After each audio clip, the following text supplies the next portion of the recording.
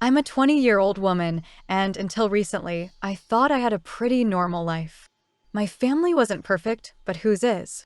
Things took a turn for the worse after my grandfather passed away last year. He was my rock growing up, and we had a close bond that I'll cherish forever. In his will, he left me a sizable inheritance, including a small house that he wanted me to have as a safety net for my future. He knew I planned to go to college, and he wanted to ensure I'd be okay. I'm not sure why, but my parents never really supported my relationship with my grandfather. They always seemed a bit distant when I'd talk about him or visit him. I guess I didn't think much of it at the time, but looking back, there were definitely signs that something was off. After his death, my parents and my stepbrother, M18, began acting strange. My stepbrother, who has always been the golden child in their eyes, started attending an expensive private school, got a brand new car, and generally started living a lifestyle way beyond what we could normally afford. I didn't connect the dots until I noticed that the house my grandfather left me was suddenly put up for sale. When I confronted my parents about it, they said they had to make some tough decisions, and that the money from the sale was being used to give my stepbrother the opportunities he deserves. They went on to say that I was young and didn't need the money right now, so they made an executive decision to use it for the family's benefit. They assured me it was for the best and that they'd make it up to me eventually. I felt utterly betrayed. My grandfather's legacy, which was meant to secure my future, was being used to fund someone else's lifestyle, someone who has always been treated better than me by my parents. I tried to reason with them, to explain how hurtful this was, but they just dismissed my feelings, saying I was being selfish and that family comes first. That's when I made the decision to leave. I packed my bags and left home without telling them. I blocked their numbers, deleted social media, and moved in with a close friend.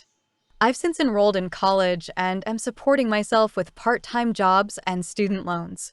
It's been tough, but I'm getting by.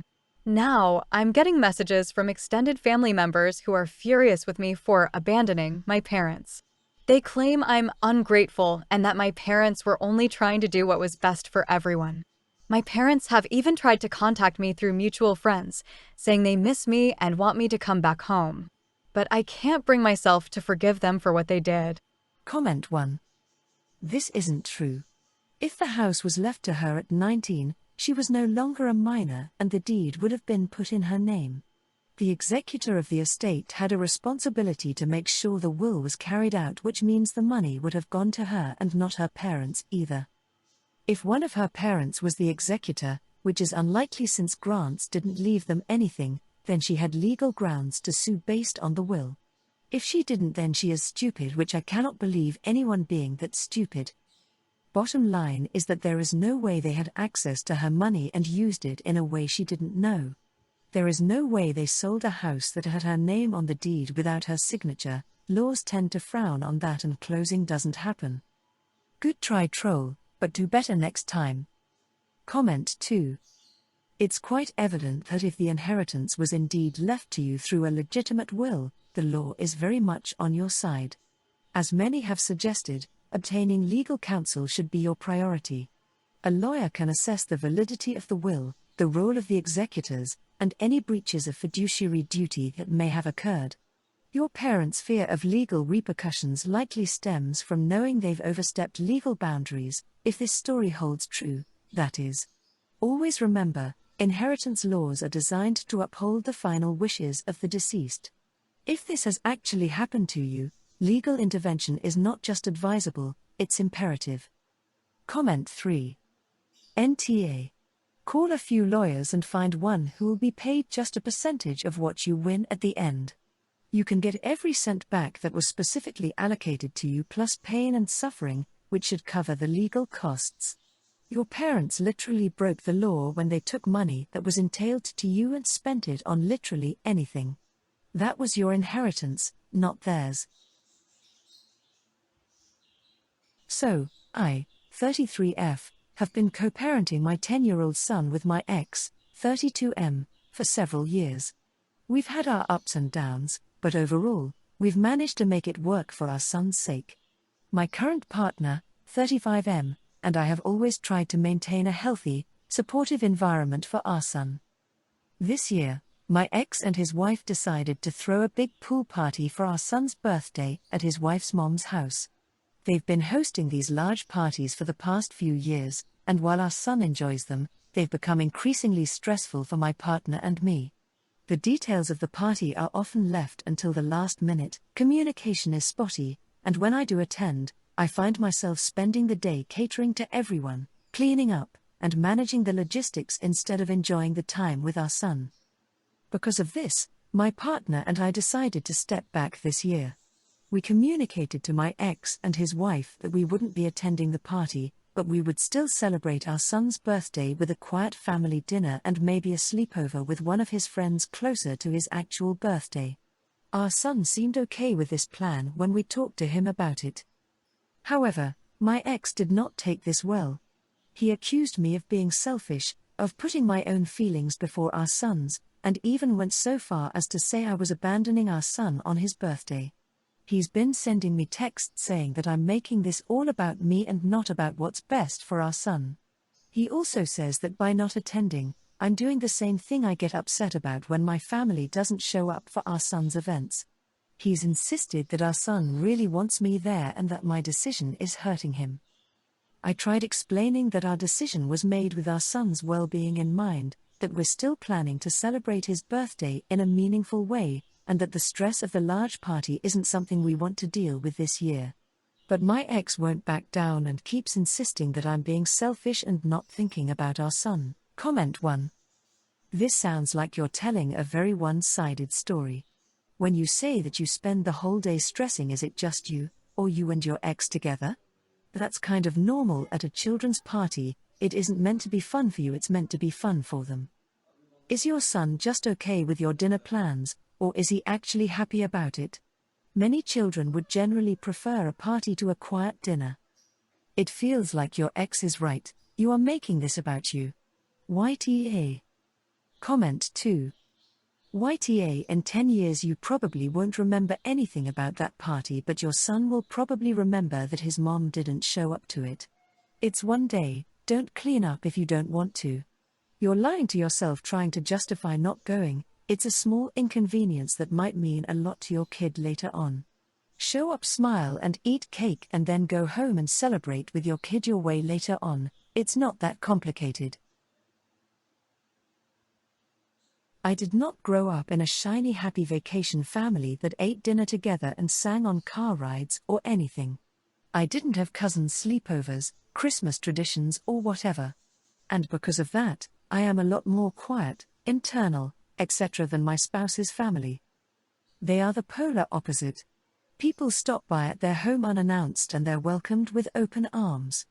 There are so many kids running around all the time laughing and playing and the adults watching them warmly with love. They all share secrets and stories and are very huggy and all that. And they've been super welcoming to me but have started to be very pushy when it comes to some things. For example, at a dinner recently one of the kids wanted to show us the song she learned. Everyone sang along together. I sat quietly and listened. Spouses aren't kept elbowing me to join in. I smiled and clapped for her but did not sing. That same day, one of the younger kids was going around hugging everyone goodbye. I stooped down and gave her a high five and she toddled off. The mom told me that was weird and to just hug the kid.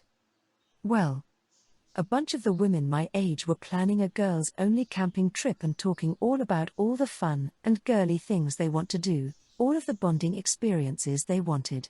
I am not interested, so I declined politely but did say they could use our camping supplies. The organizer got frustrated and roped in my mother-in-law. Both of them teamed up on me that they're trying on their end to get me to open up and be part of the family more. I said that was so nice of them, but that I have opened up a lot and they need to understand that it all goes two ways. I have given in so much and they know a lot more than I ever wanted. I've done a lot of things with group events, one-on-ones, shopping, getting hair done, wedding stuff, etc. I would have preferred strongly to just not do any of it, but I knew it was a give and take thing and challenged myself to open up. I explained this and said I appreciate them and I know it's difficult for them, but reminded them that it's difficult for me as well, and I'm trying as hard as I can. My therapist and I work on this all the time. This really bothered my mother-in-law and she went to my husband to complain. He defended me and told her that I've done nothing wrong. He reiterated this to me as well and said that he thinks I have done a lot more than he expected me to and he's proud of me. But it didn't sit well with mother-in-law, who reached out to tell me that she was upset that after 8 years, I still treat them like we aren't family. But to me, I do treat them as family. Comment 1. NTA, it is nice of you to try and working on this actively and open up in your pace. It must be difficult for you. From their perspective, yes, it may seem you don't want to be part of the family because you are not like them or someone exhibiting traits that they are used to. But this is not your fault, so you shouldn't feel bad about it, especially that you try for them. I'm glad that your husband is on your side. I assume this was explained to them, but maybe you could bring it up for them again to show that you are working on it, explain your journey so far and tell them that you are not being just dismissive towards them. Everyone has their own personality. It takes time and they need to be patient with you. If you were not wanting to change or work on it, it wouldn't be an issue either, but I find it nice that you try to open up for them despite being uncomfortable for you. Comment 2. Nah. I was on your side, but 8 years in, I think pretty much anyone would think you just don't like them, regardless of the circumstances. You've told us that you, given the choice, would basically not ever do anything with them. That's your right and everything, but they are absolutely not wrong to be unhappy about that. I hope your therapy goes well. Comment 3. If your general thought on all this stuff is that you wouldn't choose to do any of it, then it's really surprising you chose to marry into a family like this. It's a recipe for conflict and resentment on both sides. Nah.